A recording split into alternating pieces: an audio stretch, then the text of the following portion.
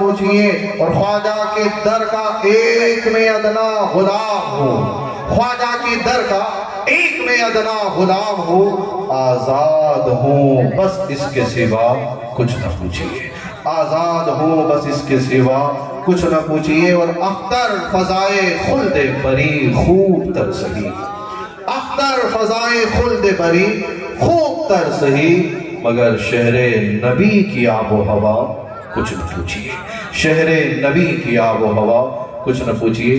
آئیے اب خطابت کے لیے، واضح و نصیحت کے لیے مدرس دارالعلوم شاہ عالم حضرت علامہ مولانا شہاب الدین صاحب قبلہ مصباحی حفظہ اللہ تعالیٰ سے ملتمس ہوں کہ حضور والا آئے اور چند منٹ کے لیے اپنے بہترین خطاب سے سامعین کے قلوب کو مجلو متلا فرمائیں۔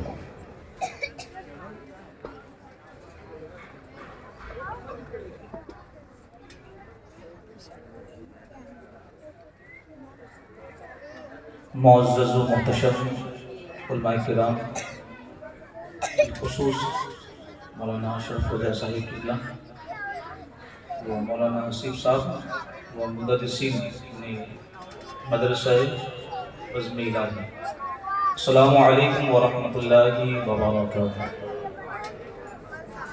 نحمدہ ونصلی ونسلم علی رسولہ الکریم، اما بعد، اعوذ باللہ من الشیطان الرجیم، بسم اللہ الرحمن الرحیم، وذکر فإن الذکر تنفع المؤمنین۔ صدق اللہ العلی العظیم وصدق رسولہ النبی الامین المختار الکریم، ونحن علی ذلک لمن الشاہدین والشاکرین والحمد للہ رب العالمین۔ ایک بار انتہائی ادب و احترام کے ساتھ ساری کائنات کے مرکز عقیدت جناب احمد مجتبی محمد مصطفیٰ ارواحنا فدا صلی اللہ علیہ وسلم کو حاضر و ناظر نبی مان کر، عالم ما کان و ما یکن مان کر آپ کی بارگاہ میں بآواز بلند ہدیہ درود پیش کریں۔ اللہم صلی علی سیدنا و مولانا محمد وبارک وسلم، صلاۃ و سلام علیک یا رسول اللہ صلی اللہ علیہ وسلم۔ میں اس قابل تو نہیں کہ کچھ کہہ سکوں، چونکہ خطیب گجرات کی آمد ہونے والی ہے، صرف چند جملے اس غرض سے کہ شاید قوم ابھی بھی جو سوئی ہے وہ بیدار ہو جائے۔ ہمیں اتنا پاکیزہ مذہب ملا اور پاکیزہ پیغمبر اکرم صلی اللہ علیہ وسلم نے لوگوں کو پاکیزہ بنانے کے لیے جو فرامین پیش فرمائے، آج وہ دل و دماغ میں بھی نہیں ہے۔ قرآن مقدس کی جو آیہ کریمہ میں نے تلاوت کی، اس کا واضح مفہوم یہ ہے، وَذَكِّرْ فَإِنَّ الذِّكْرَ تَنفَعُ الْمُؤْمِنِينَ۔ اے محبوب آپ سمجھائیے، سمجھانا مسلمانوں کو فائدہ دیتا ہے۔ ہمیں اپنے ایمان کی سلامتی کے لیے علماء کی صحبت میں، نیک لوگوں کی صحبت میں بیٹھنا ضروری ہے، لیکن آج دونوں گروپوں سے لوگ دور ہیں، اعمال میں بھی کمی آ رہی ہے، عقائد میں بھی کمی آ رہی ہے۔ جو دشمن ہے وہ اپنا کام کر رہا ہے، ارشاد باری تعالیٰ ہے، ان الشیطان لکم عدو فاتخذوہ عدوا۔ بے شک شیطان تمہارا دشمن ہے، تم بھی اس کو دشمن بنا لو۔ بنایا دشمن؟ بے ادبی شیوا کس کا ہے؟ ابلیس کا، اس کے پیروکاروں کا۔ اذان ہو رہی ہے، موبائل ہاتھ میں ہے، جس مذہب نے قرآن کی تلاوت سے اذان کے وقت روکا، آج وہ مسلمان موبائل نہیں چھوڑ رہا۔ مسجد پر جانے کے لیے کہاں جا رہا ہے؟ ہمارے اور آپ کے جگری دوست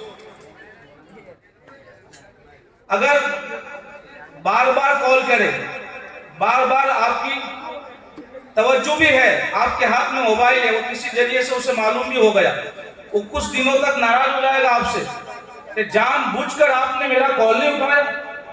رب عظیم جو نظام ہم کو دیا ہے 5 مرتبہ اور 15 کلمات کے ذریعے اور فجر میں 17 کلمات کے ذریعے آپ کو بیدار کرایا جا رہا ہے، آؤ نماز کی طرف، اس میں تمہارے لیے بھلائی ہے، پھر بھی نہیں جاگ رہے۔ آپ کی اپنی عزت کی اتنی فکر، قرآن نے عزت تمہاری قسمت میں رکھی ہے۔ وَلِلَّهِ الْعِزَّةُ وَلِرَسُولِهِ وَلِلْمُؤْمِنِينَ، عزت فقط اللہ کے لیے ہے، رسول اکرم کے لیے اور مومنوں کے لیے ہے۔ ذلیل کیوں ہوئے، رسوا کیوں ہوئے، پریشانیوں میں ہم مبتلا کیوں ہوئے؟ عزت مصطفیٰ پہ پہرا ہمیں دینا تھا، نبی کی سنتوں کو فالو ہمیں کرنا تھا، آپ غیر لوگوں نے ہمارے طریقے کو اپنا لیا۔ 2 چیزیں ہیں اور اس کا بھی مفہوم میں آپ کے سامنے پیش کر رہا ہوں۔ ایک تو ہمارے پاس یہ تو الحمدللہ اچھا وقت ہے، ورنہ آج کل جلسوں کا ماحول بالکل خراب ہو گیا۔ عشاء کی نماز کے بعد اتنی تاخیر سے جلسے کرنا، جبکہ نبی مکرم صلی اللہ تعالیٰ علیہ وسلم کے اشارے گرامی کو اپنے دماغ میں رکھ کر آج یہ فیصلہ کر لیا جائے کہ عشاء کی نماز تاخیر سے ادا کرنا مستحب ہے، تو کم از کم جس دن جلسہ رکھے لوگ، یا تو اچھے وقت پر رکھا ہے، لیکن کم سے کم جلسے کے دن تو انہیں مغرب کی نماز پڑھائی جائے اور عشاء کی نماز پڑھائی جائے۔ یہ کیوں نہیں ہو رہا؟ عشاء کی جماعت کی تاخیر کا حکم مصطفیٰ جان رحمت صلی اللہ تعالیٰ علیہ وسلم یعنی پسندیدہ ہے۔ تم پروگرام کروا رہے ہو نبی کی تبلیغ کے لیے، دین کے پھیلاؤ کے لیے، تو کم از کم وہ پروگرام مغرب کے بعد شروع کرو، اور جب اختتام ہو تو سب کو عشاء کی نماز پڑھا کے چھٹی کرو۔ ہماری پروگرام کی شروعات بھی نماز سے ہو اور ہمارے پروگرام کا اختتام بھی نماز سے ہو۔ آج یہ چیز کہنوں نے لے لی۔ نبی مکرم صلی اللہ تعالیٰ علیہ وسلم نے ارشاد فرمایا، نعمتان مغبون فیہما کثیر من الناس الصحۃ والفراغ، 2 نعمتیں ایسی ہیں جن 2 نعمتوں کے حصول میں اکثر لوگ سستی کرتے ہیں، یعنی اس کا جو فائدہ، اچھا فائدہ ہے، اس کو وہ حاصل نہیں کرتے۔ الصحۃ والفراغ، ایک تندرستی ہے اور ایک فرصت ہے۔ آج جب تک انسان اچھا ہے اسے مسجد یاد نہیں آتی، سب کو معلوم ہے دعا حقیقی قبول کرنے والا پروردگار عالم ہے، پھر بھی مشکل کے اندر جب اسے تم یاد کر رہے ہو تو جب تندرست ہو تم زیادہ اس کا ذکر کر سکتے ہو، تم اس وقت اس رخ کا، اس بارگاہ کا رخ کیوں نہیں کر رہے ہو، مسجد کا رخ کیوں نہیں کر رہے؟ ہم ہاتھ میں قرآن کی تلاوت، ہاتھ، اب تو موبائل آ گیا، جوانوں کو اتنی دلچسپی ہے، 1 گھنٹہ تو بالکل میں معمولی کہہ رہا ہوں، رات میں ابھی ایک سیریل چلی ہوئی ہے، 3 گھنٹے سکون سے دیکھتے ہیں۔ 15 منٹ قرآن پڑھنے میں تمہیں لطف کیوں نہیں آ رہا؟ کیوں نہیں آ رہا؟ دوستی ہماری غلط چیزوں سے، یہ دوست حقیقت میں یہ دوست نہیں ہے۔ قرآن بھی کہہ رہا ہے کس سے دوستی کرنی ہے، الاخلاء یومئذ بعضهم لبعض عدو الا المتقین۔ اخلاء یہ بہو وچن ہے، خلیل ایک وچن۔ الاخلاء یومئذ بعضهم لبعض عدو، عین دال واو یعنی دشمن، یہ تمہارے جگری دوست ایک دوسرے کے دشمن ہو جائے گے سوائے متقی کے، یعنی جن کی سنگت اور صحبت میں بیٹھنے کے بعد تم نمازی بنو، تم دین کا علم سیکھو۔ شریعت نے آپ کو کمائی سے نہیں روکا ہے لیکن حرام کمائی سے ضرور روکا ہے۔ آپ کو معلوم ہے کہ علماء کرام بیٹھے ہوئے ہیں، اس بات کی تصدیق کریں گے، عشاء کی نماز کے بعد درسیات اور قرآن کی تفسیر کا مطالعہ اتنی دیر تک کرنا جائز ہے جتنی دیر تک اسے وضو کو کہ فجر کے لیے میں بیدار ہو جاؤں۔ قرآن پڑھنا، قرآن کی تفسیر پڑھنا، فقہی مسائل پڑھنا رات میں اتنی دیر تک جائز ہے جب پڑھنے والے کو یہ اعتماد ہو، بھروسہ ہو کہ میں فجر کی نماز کے لیے بیدار ہو جاؤں گا۔ آج اپنے کاموں کے لیے، اپنے کاموں کے لیے وقت بھی وقت ہے، فرصت ہی فرصت ہے، ذکر کے لیے، اچھے کام کے لیے۔ اور آج حال تو یہ ہے، میرے جانے کے بعد اگر شاید ایک تو بولے، لیکن ہوتا یہ ہے کہ اگر مزاج پبلک کا ہو اور بیان کرنے والا پبلک کی مزاج پڑ گئے، لوگ کہہ رہا ماشاءاللہ حضرت نے اچھی لگ رہی تھی۔ ہم نے کیا محنت کی؟ محنت تو اس مدرس نے کی ہے جو سال بھر محنت کرتا اور آنے والا مقدر سیرا پہن لیتا. مزاج بدل گیا ہے. آج حالت کیا ہوتی ہے؟ تقریر کرنے والا میں کسی بزرگ کی اور کسی مفتی اور عالم صاحب کی توہین کرنے کے لیے نہیں ہے، لیکن مجھے معاف کریں یہ جملہ جو میں کہہ رہا ہوں، محنت سال بھر مدرس کر رہا ہے اور جس دن پروگرام سجایا جاتا ہے اس دن مدرس صاحب کو بیٹھتا ہے اور ملنے والے کا حضرت خیریت سے کوئی تکلیف تو نہیں؟ ارے سب آرام سے آ رہے ہیں، کسی کو کوئی تکلیف نہیں پہنچتی. اس مدرس کو جو سال بھر بچوں کے اوپر دماغ لگا رہا ہے اس کو کسی نے جا کے پوچھا تنہائی کے اندر حضرت کوئی بچہ پریشان تو نہیں کر رہا؟ مزاج بدل گیا ہے. عمارتوں پہ پیسہ خرچ ہو رہا ہے، چاہے مدرسے کی ہو چاہے گھر کی ہو، اور اس تعلق سے سرکار مولا کائنات نبی مبارک نبی مکرم صلی اللہ علیہ وسلم کی حدیث مبارک کا بیان کریں. ان علی قال رسول اللہ صلی اللہ علیہ وسلم اذا لم یبارک للعبد فی مالہ جعلہ فی الماء والطین. جب اللہ تعالی کسی بندے کے مال میں برکت نہیں دیتا تو وہ انسان اس مال کو مٹی اور پانی میں لگاتا ہے. شارحین نے اس کی توضیح یہ کہ جب انسان مالدار ہو لیکن وہ مالدار کا مال جب بے برکت ہو جاتا ہے تو وہ عمارت کی تزئین کے اندر خوبصورتی میں خرچ کرے گا، وہ دن کے کاموں میں خرچ نہیں کرے گا.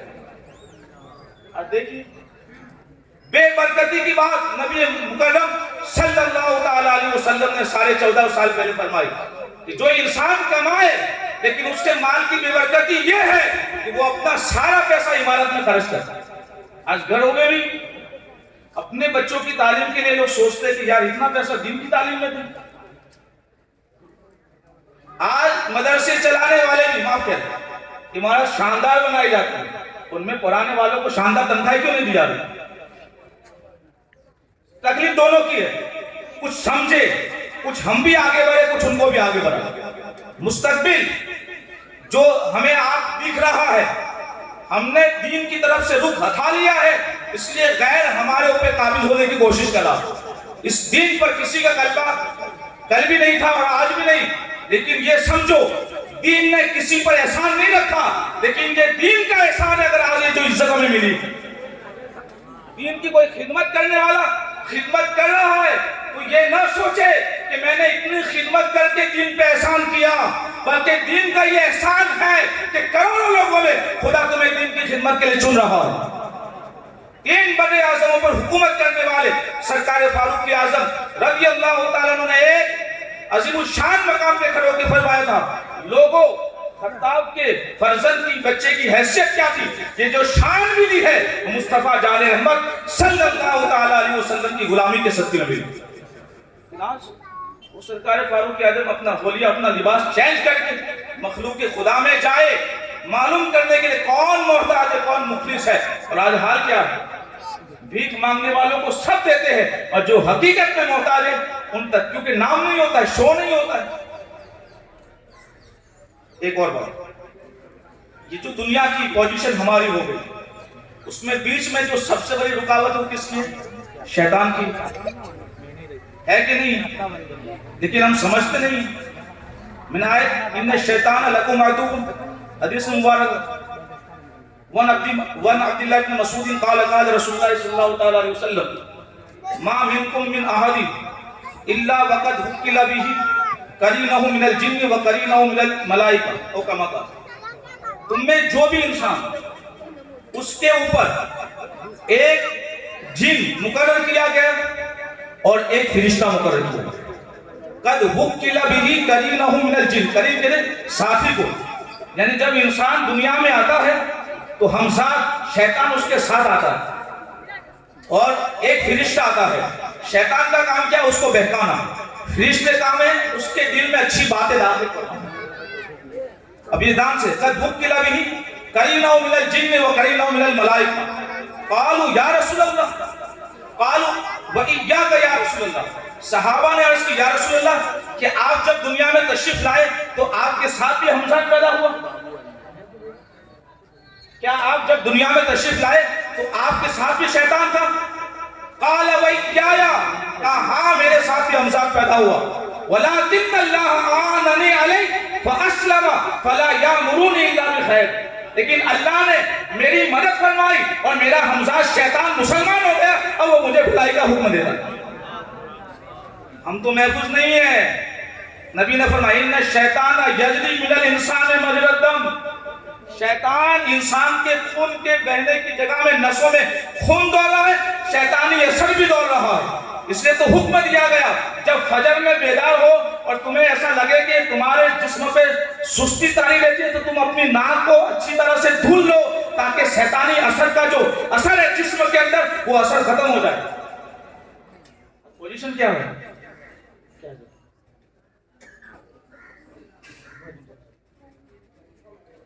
ایک بار درود شریف پڑھیے۔ سیدنا مولانا محمد مبارک وسلم صلاۃ و سلام علیک یا رسول اللہ صلی اللہ علیہ وسلم۔ یہ چیز آپ نے سمجھ لی کہ دو حدیث سے ایک آیت ایک مفہوم پیش کر رہا، وقت نہیں ہے۔ خیر ان لوگوں کی مہربانی، اور یہ کہہ کے بھی ہم گنہگار اب بھی، اللہ مجھے بھی اور آپ کو بھی اس دین کی خدمت کا صحیح جذبہ عطا فرمائے۔ یہ احساس کرے آپ اس زمانے میں نبی اکرم صلی اللہ علیہ وسلم نے خاص طر سے لیڈیسوں کے تعلق سے، اور آپ سب کے لیے بھی اس پر نصیحت ہے، کتابت سے یعنی لکھنے سے خاتون کو منع کیا کہ اس زمانے میں چٹھی کی وجہ سے، خط کی وجہ سے بہت سے فتنے پیدا ہو جاتے۔ خیر حالات بدلے، وہ حکم بدل گیا، لیکن آج وہ موبائل اللہ ماشاءاللہ جس پر اللہ تبارک و تعالیٰ کی خصوصی نظر کرم ہو اور بزرگوں کو فیضان ہو، وہی بچ سکتا ہے جس میں نیک چل رہا ہے۔ اگر ماں باپ کی صحیح توجہ نہ ہو تو لڑکیاں کیا سے کیا کر سکتی۔ یہ موبائل پہ پابندی کیوں نہیں لگا رہے؟ شادی کے بعد ہو یا شادی سے پہلے اس کے تعلقات کن سے ہے؟ والدین کی ذمہ داری ہے، کیونکہ قرآن نے حکم دیا ہے یا ایھا الذین آمنوا قوا انفسکم واہلیکم نارا، ایمان والو تم اپنے آپ کو بھی اور اپنی فیملی کے لوگوں کو بھی جہنم کی آگ سے بچاؤ۔ کیا کہ میں کیا کروں، میرا بچہ تو ان کے ساتھ بیٹھتا ہے، تو باپ ہے، شادی کی عمر ہو گئی، یہ تیرا دین اور تیرے نبی کی حدیث کہہ رہی ہے بچی یا بچہ 15 سال کا ہو جائے، شادی کی عمر کو پہنچ جائے، ان کے اٹھنے والے ایک ایک قدم پر ماں باپ نظر رکھے۔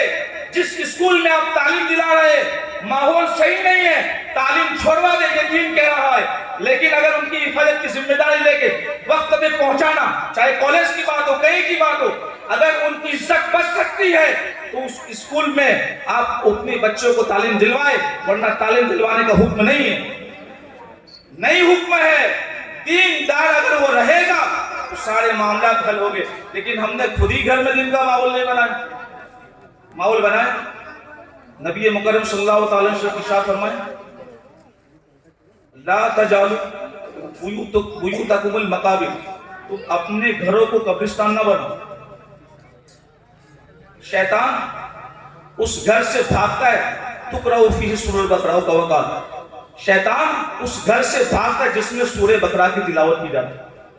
آج اگر آپ بھی کم از کم اپنے بچوں کو دیکھ کر ماں باپ یہ تو سلیقہ سیکھتے کہ میرا بچہ جو پڑھ کے آ رہا ہے، نہیں پڑھنا آتا کم سے کم اس سے سیکھتے اور اس سے پڑھتے، تو پھر پتا چلتا کہ ایک استاد کو ایک بچے کے پیچھے کتنی محنت کرنی پڑ رہی ہے۔